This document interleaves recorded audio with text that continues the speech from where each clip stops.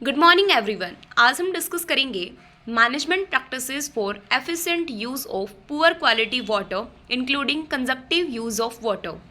Basically हमने previous video lecture में discussion किया था कि वाटर इरिगेशन वाटर की क्या क्वालिटी होती है, किन किन क्लासेस में उसको क्लासीफाई किया गया है, पुअर इरिगेशन वाटर क्वालिटी का पानी क्या है। अब आज के इस वीडियो लेक्चर में हमें डिस्कस करना है कि जो पुअर क्वालिटी वाटर है, जो कि लास्ट की क्लासेस में आता है, फोर्थ फिफ्थ में, उस पानी को भी हम डिफरेंट मैनेजमेंट प्रैक्टिसेस के थ्रू क्या इरिगेशन पर्पस के लिए यूज़ कर सकते हैं, और कौन से ऐसे मैनेजमेंट प्रैक्टिसेस हैं जिनको कि एफिशिएंट तरीके से यूज़ करके हम पुअर क्वालिटी वाटर को भी यूज़ कर सकते हैं, जिसमें हमें कंजप्टिव यूज़ ऑफ वाटर को भी डिस्कस करना है। सबसे पहले तो हमें वाटर क्वालिटी असेसमेंट देखना होता है। हमें ये पता करना होता है कि क्या वो रियल में पुअर क्वालिटी वाटर है। हमें एक एनालिसिस करना होता है वाटर की क्वालिटी का और उससे रिलेटेड स्पेसिफिक इश्यूज़ का, जिसे हम बोलते हैं वाटर क्वालिटी असेसमेंट, कि क्या ये पर्टिकुलर पानी जिसे हम इरिगेशन पर्पस के लिए यूज़ कर रहे हैं ये किसी स्पेसिफिक इश्यूज से जूझ रहा है, क्या इसमें जो क्वालिटी है इसकी लो है, या कुछ इसमें सॉल्ट है, या सोडियम एड्जॉर्प्शन रेट जो है वो इसकी बैलेंस नहीं है, क्या पीएच है। तो इसका असेसमेंट करना सबसे पहले बहुत ज़रूरी है। सेकंड नंबर पर आता है क्रॉप सिलेक्शन। बेसिकली जहाँ पर हमें पता है कि पुअर क्वालिटी वाटर है, वहाँ पर हमें ऐसी क्रॉप्स को सेलेक्ट करना चाहिए जो कि वाटर इम्प्योरिटीज़ के लिए कम सेंसिटिव हो, यानी कि उन पर्टिकुलर क्रॉप्स को बहुत ज़्यादा फर्क नहीं पड़ रहा हो कि वाटर इम्प्योर है, वो थोड़े रेजिस्टेंस हो वाटर इम्प्योरिटीज़ को लेके। जैसे कि कुछ क्रॉप्स हैं जो कि पुअर वाटर क्वालिटी को बाकी अदर क्रॉप्स की तुलना में अच्छे से टॉलरेट कर पाती है, तो उन क्रॉप्स को वहाँ पर्टिकुलर एरिया स्पेसिफिक एरिया के लिए ग्रो करना चाहिए। इरिगेशन मेथड की बात करें तो ऐसे इरिगेशन मेथड्स को यूज़ किया जाना चाहिए जो कि कुछ ज़्यादा सूटेबल हो, जैसे ड्रिप या फरो इरिगेशन।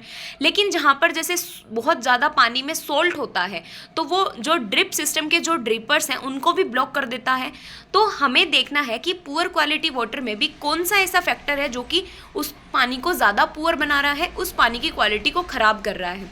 उसके अकॉर्डिंग हम इरिगेशन मेथड को चूज़ करेंगे, फिर चाहे वो ड्रिप हो या फरो इरिगेशन मेथड हो, जो कि प्लांट को डायरेक्ट कांटेक्ट में आने से बचाता है और रूट की सरफेस के आसपास वाले एरिया में जो पानी है या मॉइस्चर है वो प्रोवाइड कराने का काम करते हैं।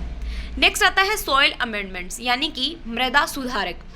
कुछ ऐसे सॉइल अमेंडमेंट्स को हम यूज़ कर सकते हैं जो कि बेसिकली सैलिनिटी और सॉडिसिटी की जो प्रॉब्लम है सॉइल में उसको कम कर सकते हैं। जैसे जिप्सम वगैरह को हम यूज़ कर सकते हैं एज ए सॉइल अमेंडमेंट्स, जो कि मिट्टी की टेक्सचर और स्ट्रक्चर को थोड़ा इम्प्रूव करने में हेल्प करते हैं। ये उसकी सैलिनिटी वगैरह को कम करने में मदद करते हैं।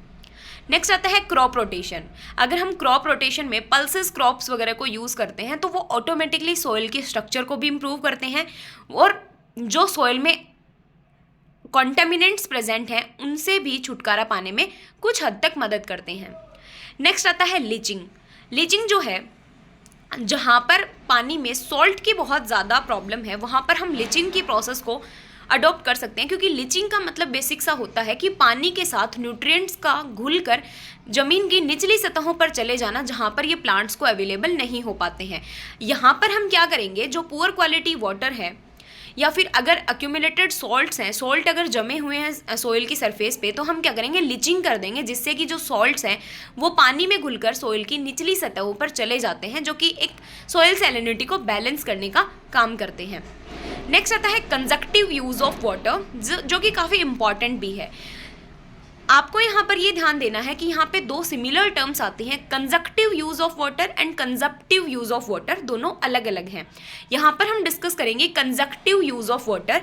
इसका मतलब है कि हम सिर्फ एक इरिगेशन सोर्स को, एक वाटर सोर्स को इरिगेशन पर्पज़ के लिए काम में ना लेके हम दो या दो से ज़्यादा वाटर सोर्सेज को इरिगेशन सोर्स के रूप में काम लें। जैसे कि सपोज हम सिर्फ ग्राउंड वाटर को ही काम में ना लेते रहें एज ए इरिगेशन सोर्स, बल्कि ग्राउंड वाटर के साथ साथ में हम सरफेस वाटर को भी काम में लें इरिगेशन सोर्सेज के लिए। इसे ही बोलते हैं कंजप्टिव वाटर यूज़, जिससे कि जो अगर किसी एक पर्टिकुलर जगह या एक पर्टिकुलर जो वाटर रिसोर्स है वहाँ पर अगर पानी पुअर क्वालिटी का है तो उसके साथ हायर क्वालिटी का पानी मिक्स हो जाएगा तो वो बैलेंस हो जाता है, जिससे कि बहुत कम नेगेटिव इम्पैक्ट पड़ते हैं क्रॉप के ऊपर।